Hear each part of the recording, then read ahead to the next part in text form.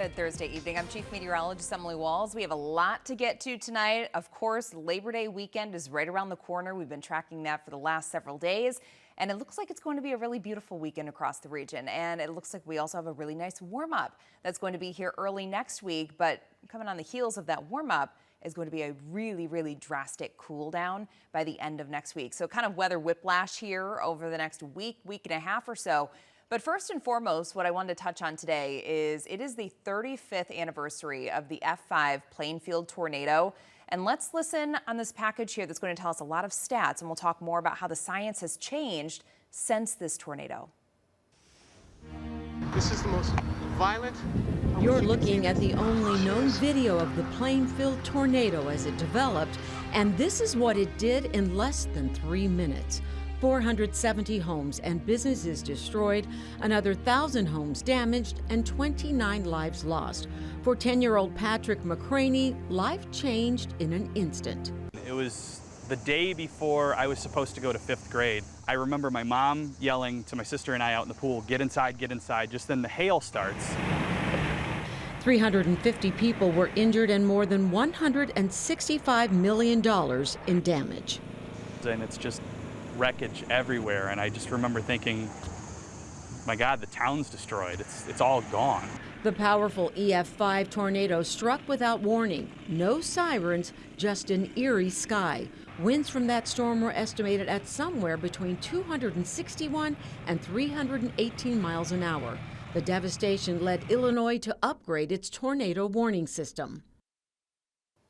So what you just heard there was it led to an upgrade in the radar system. So back when the Plainfield tornado took place, this was back in 1990, again 35 years ago today, the radar could only see the intensity of the precipitation. It could not see those storm winds like what we're often showing you during a tornado warning or something like that. You can usually see, we'll pull up a map that'll show a bunch of greens and reds, the inbound, the outbound winds. That gives us a really good idea of what that storm is doing. And if the storm itself has rotation within it, the radar that existed back in 1990 did not have that capability. So actually what we have in our toolbox today is infinitely better. And unfortunately, it's things like this and events like this, they're tragic, but they do end up leading to a lot of change, and the technology really has come a long way. So again, today is the 35th anniversary of that, and fortunately, we haven't seen anything like it since.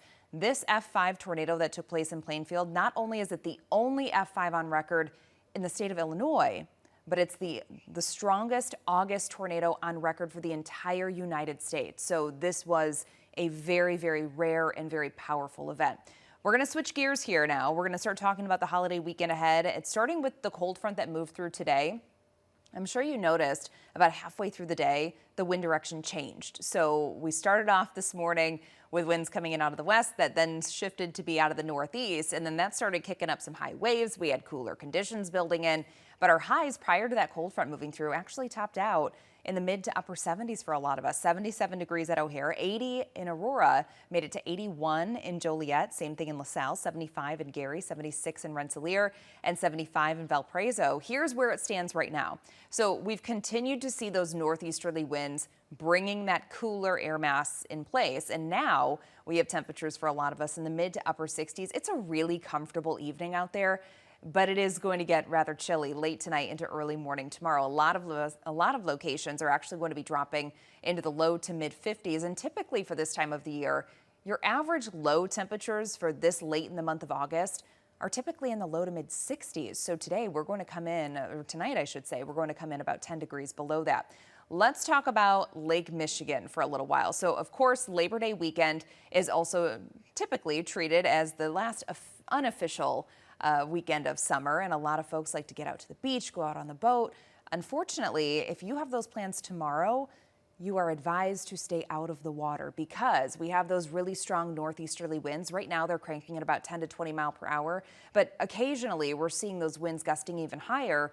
So the waves are beginning to build on southern Lake Michigan, and that's going to continue through tonight, through the day tomorrow as well. So this beach hazard statement remains in effect until 4 p.m. for just about all of our Lake Michigan beaches, with the exception being LaPorte County. So LaPorte County's beach hazard statement is actually going to come to an end tomorrow morning because winds tomorrow, yes, they're still going to be out of the northeast, but they should begin to die down. But just as it typically takes the lakes a while to build those waves, it takes a while for those waves to subside as well. So even as the winds begin to calm down through the day tomorrow, it's going to take a little while. It's going to take the majority of the day for these waves to calm down. So current wave heights at the lakefront through most of northeastern Illinois and most of northwest Indiana, our waves are about 2 to 4 foot at this point. So not terrible just yet, but we're really just starting to get rocking and rolling here. Notice out in the center of the lake, 7-foot waves. That's an idea of what we are going to be dealing with by early morning tomorrow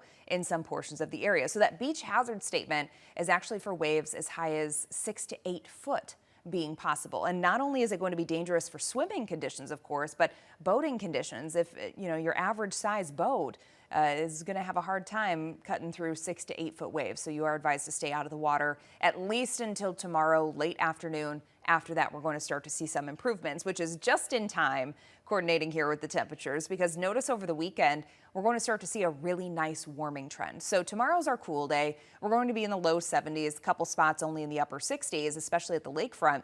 But then Saturday and Sunday, we're going to begin to warm up into the mid to upper 70s. That's still, while it sounds very nice, it's still below average for this time of the year. Your average high for this time of August is 81 degrees. We should be very close to that on Monday for Labor Day. And then on Tuesday, it's actually expected to get even warmer. We're counting on lower 80s for your high on Tuesday. But trust me, soak in those 80s while they're here, because we have a huge cool down that's going to come our way by the middle of next week. So after Wednesday, there's a really strong cold front coming through, and that's going to send temperatures tumbling going into Thursday and Friday. In fact, by the end of next week, it's actually going to be feeling more like mid-October. It's going to be very chilly, not just in the morning, but even during the afternoon. So your satellite and radar, the setup that we have right now, if you're doing a little bit of traveling leading into Labor Day weekend, around the Great Lakes now, things are very quiet. That band of rain that you see moving into places like New York and with the Canadian border right there, traveling just to the southern edge of Lake Erie and Lake Ontario, that is our cold front that has already moved through. So the Great Lakes region, we're going to be settling down here over the next day or so. And then we have high pressure that's going to build in. It's going to park itself right over the Great Lakes states, and it's going to keep us really calm and quiet going throughout this upcoming weekend. But again, if you're doing traveling, we're dealing with this cold front kind of blasting through the northeast right there. So if you do have a flight, say late tonight or even early tomorrow morning, you're going to be dealing with rain, possibly some thunderstorms, possibly some strong winds with that as well. And then sliding things farther off to the south, we also have a system that's impacting the deep south right now, moving through portions of Texas, Louisiana, portions of Arkansas and Mississippi. We are now seeing some strong to severe thunderstorms rolling through. But fortunately, this is going to die down throughout the overnight. So if you do have a flight in the morning or throughout the day tomorrow, chances are if you're heading south, you're going to be just fine. So futurecast here, there's our cold front. It's pulling away from the region. If we zoom things in, you can still see that wind direction, though, is coming in out of the northeast. Good news is that the winds begin to die down through the day. Again, that's why our wave heights should start to improve late tomorrow and then into Friday evening. And then looking ahead to Friday night looks fantastic. We're going to have temperatures that are likely in the 60s. We'll see increasing cloud cover. This model's trying to bring in a couple stray showers for us Saturday morning. To be honest with you, I'm not buying it. I don't think that's going to be the story at all. If anything, we'll see our skies becoming partly cloudy. That's really about it, because that high pressure system that you can see parked over northern Michigan, that should aid in keeping us nice and dry, keeping us nice and sunny going throughout the upcoming weekend. Saturday through the day, things look great. We're counting on high temperatures in the mid 70s, and the humidity, that's going to stay away too. So make your plans this weekend. Here's your backyard forecast, by the way, for Saturday. Saturday evening looks fantastic for any plans that you may have outdoors. Notice we're going to be in the upper 60s still around 7 p.m. Even toward 11 p.m. Temperatures are only dropping down into the mid 60s. So we stay mild Saturday night into early on Sunday. And then I think if I had to choose the very best pool day forecast for you, that's going to be Labor Day Monday. So find your neighborhood pool. They're likely still going to be open, of course, until Labor Day, and it's going to be feeling very nice. High temperatures should be right around 80 degrees. Lots of sunshine coming along with that too. All right, right after this break, we're going to be touching on the tropics. We do have a couple new areas that we're keeping a close eye on, and I'm going to show you that major cool down that's going to be here next week. Those details coming up. Welcome back. So all week long, we've been tracking Tropical Storm Fernan, and that is finally now gone post-tropical. So we are no longer really concerned about that. The National Hurricane Center is no longer sending out updates for that storm as it continues to wind down, likely going to die out completely going into Friday morning. But there's a couple other locations that we're starting to keep a close eye on. So this is in the Atlantic, right off of the African coast here. You can see that this area is shaded in yellow. That's a 20% risk of seeing a tropical cyclone developing in the next 7 days. So 20%, not all that high, but this is the first time in the last several days that we've had any location to watch in the Atlantic other than Tropical Storm Fernan. So we're kind of getting an idea that things are gearing back up. And remember, late August through mid-October, that is peak hurricane season. So we're likely going to see things getting rocking and rolling, even though it's been a fairly quiet week. Now, bouncing things over to the Eastern Pacific, there are two areas that are being monitored for tropical cyclone development. So right now we have two separate areas that are being monitored for disorganized thunderstorms at this point. But there's a good chance, especially with the environment that we have right now in the Eastern Pacific, we have those really warm sea surface temperatures between 80 and 85 degrees. But then also the wind shear, it's going to be pretty limited over the next couple of days. And what I mean by that is wind shear, that is the changing with direction or speed of the winds with height.